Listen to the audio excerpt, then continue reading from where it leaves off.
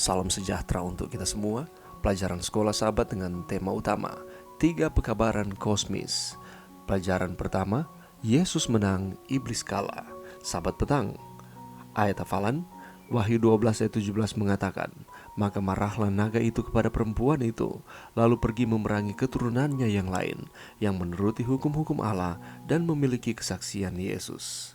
Dalam buku Outnumbered Incredible Stories of History's Most Surprising Battlefields Upsets, atau dalam bahasa Indonesianya Kalah Jumlah, kisah sejarah pertempuran luar biasa di medan perang yang paling mengejutkan, Cormac O'Brien menceritakan kisah tentara yang meskipun kalah jumlah masih menang. Ini menceritakan tentang pasukan Hannibal yang terdiri dari 55.000 tentara dari Kartago mengalahkan pasukan Romawi yang tak terkalahkan yang terdiri dari 80.000 orang yang kuat. Ini menceritakan kisah menakjubkan tentang pasukan Yunani Alexander Agung yang mengalahkan kekaisaran Persia. Kita juga berada dalam pertempuran hidup dan mati dengan musuh yang cerdik. Kita kalah jumlah, berperang melawan kekuatan yang luar biasa, kekuatan jahat yang tampak tak terkalahkan. Kelihatannya kita menghadapi kekalahan yang besar, kekalahan tampaknya tak terhindarkan. Tidak tampak kemenangan. Dari sudut pandang manusia biasa, kelihatannya kekuatan iblis akan membanjiri kita.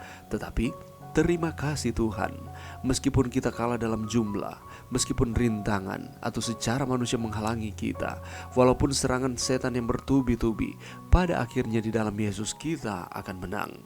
Tema dari buku terakhir dalam kitab suci, kitab Wahyu, adalah Yesus menang, iblis kalah.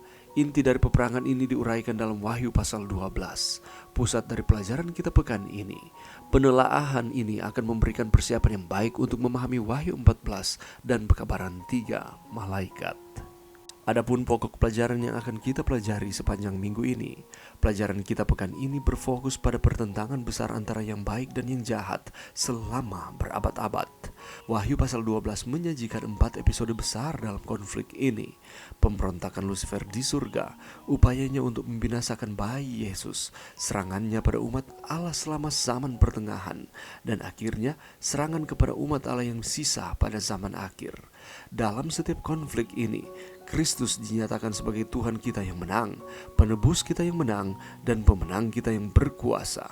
Pokok pikiran dalam pelajaran kita pekan ini adalah bahwa meskipun serangan iblis yang hebat pada umat Allah dan upayanya untuk membinasakan mereka, Yesus menang dan iblis kalah.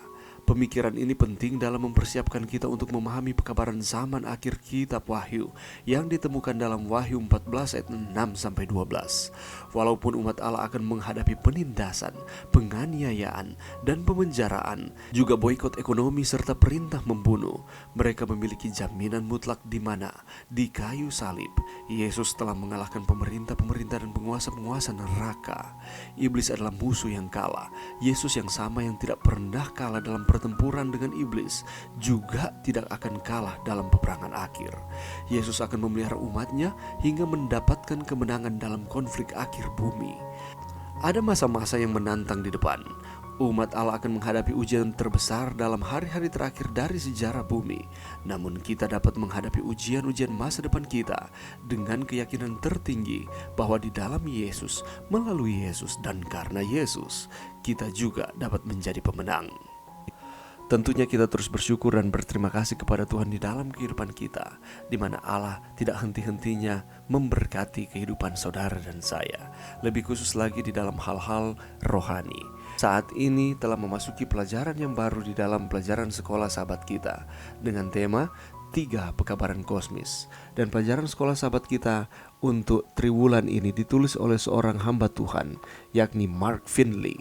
Dia adalah seorang penginjil yang dikenal secara internasional dan dia merupakan wakil ketua di General Conference dari 2005 sampai 2010. Dan setelah pensiun dari pekerjaan penuh waktunya ini, dia menjadi asisten ketua General Conference. Pendeta Finley dan istrinya Ernestine memiliki 3 anak dan 5 cucu, dan mereka berasal dari Connecticut, Amerika Serikat. Kita kembali akan mempelajari bersama di dalam Wahyu pasal 12 mengenai pertempuran di surga. Apa yang terjadi di sana? Pertempuran seperti apa yang dimaksudkan? Dan apakah hasilnya? Lalu di dalam pertempuran tersebut ada serangan yang dilakukan oleh setan. Bagaimanakah serangan tersebut? Dan Kepada siapakah serangan itu ditujukan? Dan mengapa hal tersebut harus terjadi? Dan pada akhirnya kita akan melihat bersama di mana Kristus mengalami kemenangan.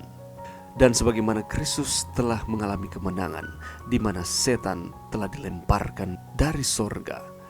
Di dalam Wahyu 12 ayat 11, jaminan kemenangan apakah yang Kristus juga berikan kepada umat-umatnya, saudara dan saya, di akhir zaman ini? Dan apakah yang harus kita lakukan supaya kita dapat mempertahankan kemenangan yang Allah telah berikan? Lalu di dalam Wahyu 12 ayat 6 ada istilah perempuan di padang gurun. Apakah yang dimaksudkan dengan perempuan di padang gurun? Apakah yang terjadi pada waktu itu? Mengapa perempuan tersebut ada di padang gurun? Dan apakah arti semuanya ini dihubungkan dengan kehidupan kerohanian kita di akhir zaman ini? Dan ada umat Allah yang sisa di akhir zaman. Siapakah umat Allah yang sisa ini, yang hidup di akhir zaman ini? Apakah masih ada umat Allah yang hidup di akhir zaman ini? Apakah ciri-ciri dari umat Allah yang hidup di akhir zaman ini? Dan masih ada lagi pertanyaan-pertanyaan yang bisa kita dapatkan jawabannya ketika kita mempelajari pelajaran sekolah sahabat ini setiap hari. Itulah sebabnya marilah kita meluangkan waktu, walaupun hanya sejenak di tengah-tengah kehidupan kita pada minggu ini, untuk mempelajari pelajaran sekolah sahabat ini, sehingga iman dan kerohanian kita akan terus dikuatkan. Kita akan terus setia kepada Tuhan. Mari berdoa. Terima kasih Tuhan atas firman-Mu pada saat ini, dan bantu kami untuk dengan tekun mempelajari pelajaran sekolah sahabat sepanjang minggu ini dan seterusnya. Ini doa kami Tuhan, di dalam nama Yesus kami sudah berdoa. Amin.